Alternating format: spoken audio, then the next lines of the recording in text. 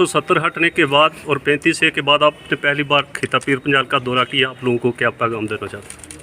देखिए, हम समझते हैं कि जो दफ़ा 370 और 35A हटाने के बाद जो मरकज़ी सरकार के बुलंद बांग दावे थे कि ये बहुत बड़ी रुकावट है तरक्की में, वो बिल्कुल गलत साबित हो रहा है।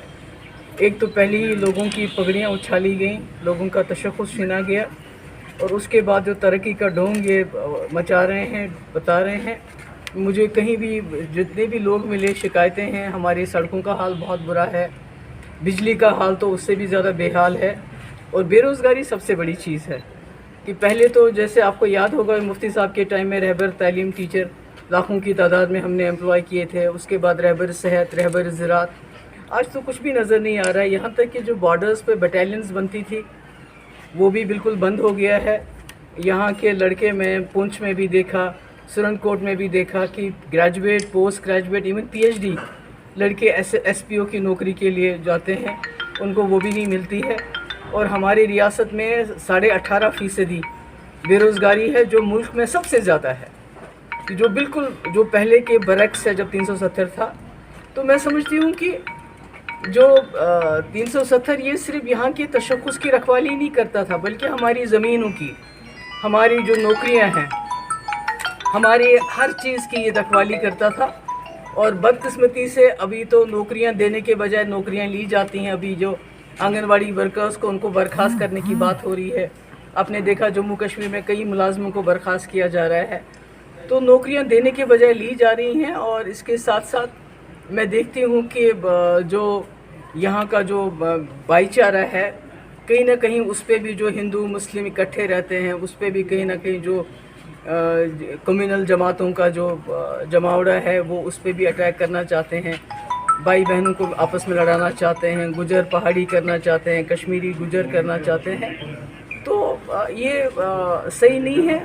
और मैं समझती हूँ कि इससे कुछ हासिल होने वाला नहीं। यहाँ भी खौफ है, यहाँ भी डर है कि बात करेंगे तो पकड़ के ले जाएंगे हमें। गुज़श्ता दिनों आपका हौसला अरेस्ट किया गया, उसके बावजूद भी आपने बहुत सारे ट्वीट मरकज़ी सरकार के ख़िलाफ़ किए, उसके लिए क्या कहें?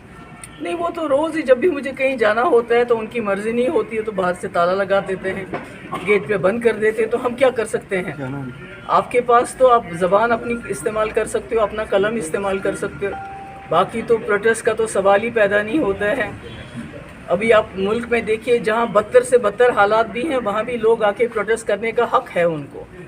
तो यहाँ तो आपको प्रोटेस्ट करने भी नहीं देते। अगर आप पीस में प्रोटेस्ट करना चाहें किसी चीज़ के ख़िलाफ़, उसकी बात भी नहीं करने देते हैं। और जब भी इनका दिल चाहता है तो नज़रबंद कर देते हैं। तो क्या मैम, एक सवाल और रहेगा कि सेंटर से जो है 70 जो है सेंटर मिनिस्टर आए हुए हैं, तो क्या मैम किस नज़र से देखते हैं? देखिए, ये तो ज़्यादा जो मरकज़ी सरकार का जो ज़्यादा ज़ोर है वो दिखावे पे है।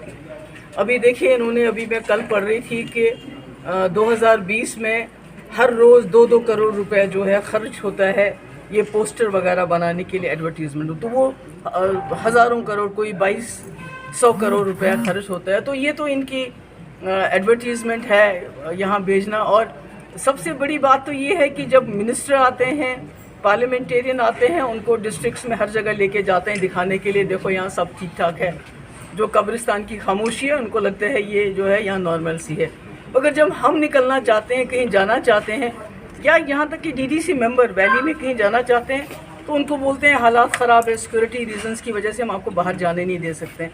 तो इससे आपको खुद ही अंदाज़ा लगाना चाहिए कि जम्मू कश्मीर के हालात इस वक्त भी कैसे हैं और किस तरह ये यहाँ की खामोशी का मतलब नॉर्मल सी निकाल के बाहर के लोगों को गुमराह करना चाहते हैं। मैडम, जो करप्शन दिन ब दिन बढ़ रही है, तो इस हवाले से बिल्कुल सही फरमाया आपने कि करप्शन बहुत ज़्यादा बढ़ रही है हर डिपार्टमेंट में, इतनी ज़्यादा। मैंने पहले भी कहा, अगर पहले 10% या 20% करप्शन होती थी, अब 50% से पहले काम ही नहीं निकलता। और इसमें सबसे ज़्यादा जो गरीब पिस रहे हैं, जो सबसे ज़्यादा उन्हीं का काम पड़ता है, छोटे ऑफिस से लेके बड़े ऑफिस में, तो गरीब इसमें पिस रहा है हर चीज़ में, करप्शन में। अगर यहाँ तक कि राशन कार्ड बनाना हो, उसमें भी करप्शन होती है।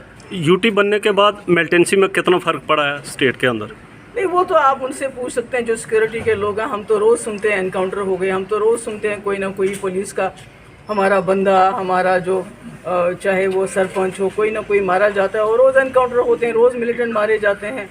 तो तो कितना कम हुआ है कितना ज़्यादा हुआ है तो सिक्योरिटी के लोग बता सकते हैं। मैम एक आखिरी क्वेश्चन रहेगा कि तालिबान को लेके आपका एक स्टेटमेंट आया था जो काफ़ी सुर्खियों में रहा है, तो मैम इसके हवाले से कहीं आपको लगता नहीं कि जो इस समय सिचुएशन बनी हुई है, बेरोज़गारी है, बेकारी है, हमारे बॉर्डर के इलाकों में लोगों का क्या हाल है, 7 बजे उनका गेट बंद किया जाता है, जो हमारे बालाकोट दूसरे इलाके हैं जहां मैं इंशाल्लाह अगली बार आके पूरा टूर करूंगी वहां का भी, उसके बारे में पूछो। तालिबान तो अफ़गानिस्तान में वो अपना काम वहाँ कर रहे हैं, हमें अपना काम यहाँ करना चाहिए। Thank you so much.